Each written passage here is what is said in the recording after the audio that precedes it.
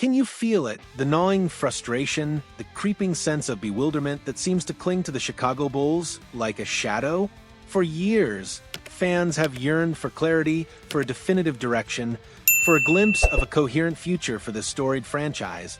But instead, we're left with a perplexing tableau of stalled negotiations and seemingly immovable contracts, leaving us to wonder, are the Bulls truly embarking on a strategic reconstruction, or are they simply adrift in a sea of uncertainty, making decisions that confound even the most ardent supporters? This isn't just about a few player movements. It's about the very soul of a team, the trust of a fan base, and the agonizing wait for a vision that, frankly, feels perpetually out of reach. What exactly is going on in the Windy City? And how much longer can this perplexing limbo persist?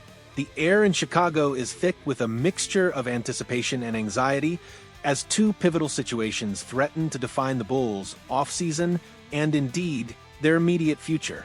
On one hand, we have the protracted, almost agonizing contract negotiations with restricted free agent Josh Giddey, a young talent whose potential remains tantalizing, but whose price tag is proving to be a significant sticking point. On the other, there's the increasingly loud chatter surrounding Patrick Williams, the former fourth overall pick, now reportedly on the trade block just as his lucrative extension kicks in. These aren't isolated incidents. They are symptomatic of a deeper, more fundamental struggle within the Bulls organization as they attempt to navigate what they've termed a reconstruction, a word that for many has become synonymous with a protracted period of ambiguity and underperformance. Let's dive headfirst into the perplexing stalemate surrounding Josh Giddey. This is a situation that has left many scratching their heads, wondering why a promising young player, acquired in a significant trade, remains unsigned as the offseason progresses. According to Jake Fisher of the Stein Line, the Bulls extended an offer of $80 million over 4 years to Giddy at the very outset of free agency back on June 30th. On the surface, an average annual value of $20 million for a developing talent might seem reasonable. However, the chasm between that offer and Giddey's perceived market value is significant. Fisher reports that Giddey is firmly seeking an annual salary in the neighborhood of $30 million, a full $10 million more per year than what Chicago has put on the table. The Bulls, for their part, have reportedly held firm, refusing to budge much beyond their initial $20 million per year valuation. This isn't just a minor disagreement over a few million dollars. It's a fundamental divergence in how each side values Giddey's contributions and future potential. For Giddey and his camp, his unique playmaking abilities, his size for a guard, and his flashes of brilliance suggest a player with all-star potential deserving of a near-max or max-level rookie extension. They might point to comparable deals for other young guards who have secured significant paydays, arguing that Giddey's skill set warrants a similar investment. From the Bulls' perspective, while Giddey certainly brings a distinct flair to the game, his inconsistent shooting, defensive limitations, and the team's overall struggles since his arrival might temper their enthusiasm for a $30 million annual commitment. They might be looking at his efficiency metrics, his fit within a new offensive scheme, and the overall cap implications of such a deal, especially as they attempt to recalibrate their roster. The implications of the standoff are far-reaching. As a restricted free agent, Giddey's options are somewhat limited. He can sign the qualifying offer, which would make him an unrestricted free agent next summer, but that would be a significant risk, potentially undervaluing himself and exposing him to injury without long-term security.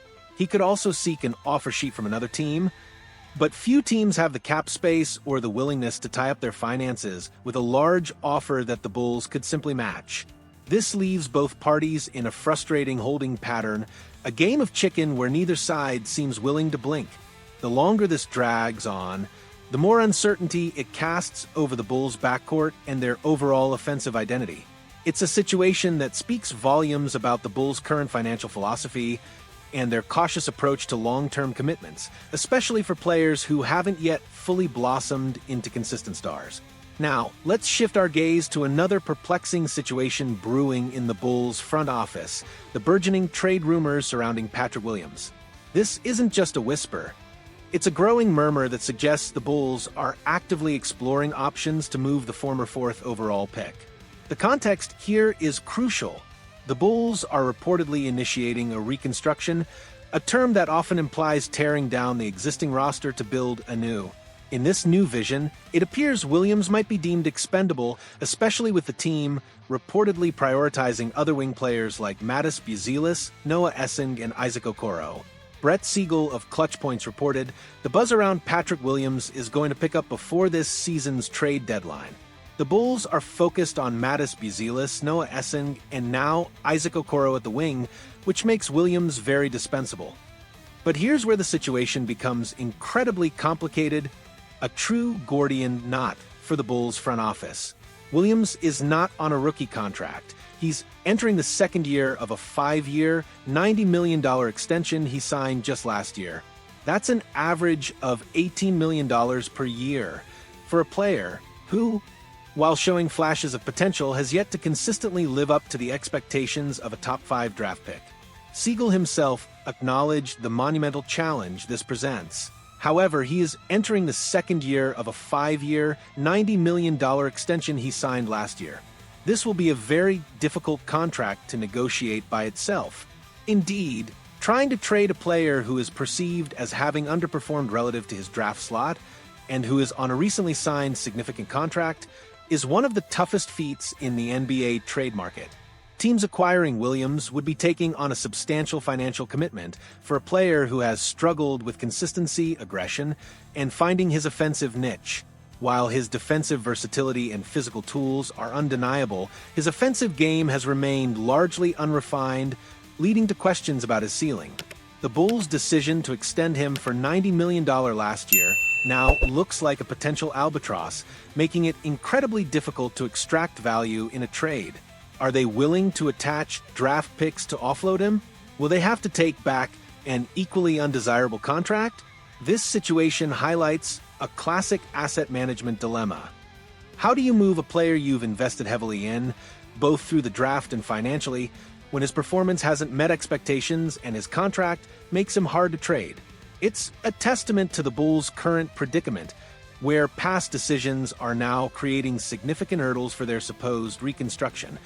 Connecting these two threads, the Giddey contract stalemate and the Patrick Williams trade conundrum, paints a stark picture of the Chicago Bulls' current state. This isn't just a team in reconstruction, it feels like a team caught in a strategic maze, struggling to find its way forward. The Giddey situation reveals a front office unwilling to meet a player's perceived market value, potentially risking alienating a key young asset or losing him for less than optimal return. The Williams situation, meanwhile, exposes the difficulty of rectifying past financial commitments that haven't panned out, forcing them to consider moving a player on a difficult contract just as they're trying to retool. The core message here is one of uncertainty and a lack of clear direction. If the Bulls are truly rebuilding, why are they so hesitant to commit long-term to a young talent like Giddey, who could be a cornerstone? And if they're moving on from Williams, what does that say about their draft evaluation and contract negotiation strategies? The focus on other wing players like Buzelis, Essing, and Okoro suggests a shift in philosophy, but the path to acquiring and developing these new talents while managing existing contracts is fraught with peril. The Bulls appear to be in a transitional phase without a clear, decisive plan, leading to situations that are frustrating for players, baffling for analysts, and ultimately disheartening for the passionate fanbase that yearns for a return to relevance. So, as we watch these sagas unfold, the question remains: can the Chicago Bulls navigate this complex period of reconstruction effectively? Can they resolve the Giddey standoff in a way that benefits the franchise? And can they find a palatable solution for the Patrick Williams contract? The decisions made in the coming weeks and months will not only shape the Bulls roster for the upcoming season, but will also serve as a crucial test of their front office's ability to execute a coherent long-term strategy. The stakes are incredibly high, and the path forward remains shrouded in a fog of uncertainty. What do you think, Bulls Nation? Are you seeing a clear plan emerge from these complex situations? Or does it feel like the team is simply treading water? Let us know your thoughts on the Giddey negotiations and the Patrick Williams trade rumors in the comments below. Your insights and passion drive this conversation, so don't hold back. And if you're as invested as we are in the future of the Chicago Bulls, make sure to hit that like button and subscribe to the channel for all the latest updates and in-depth analysis. Let's keep this conversation going.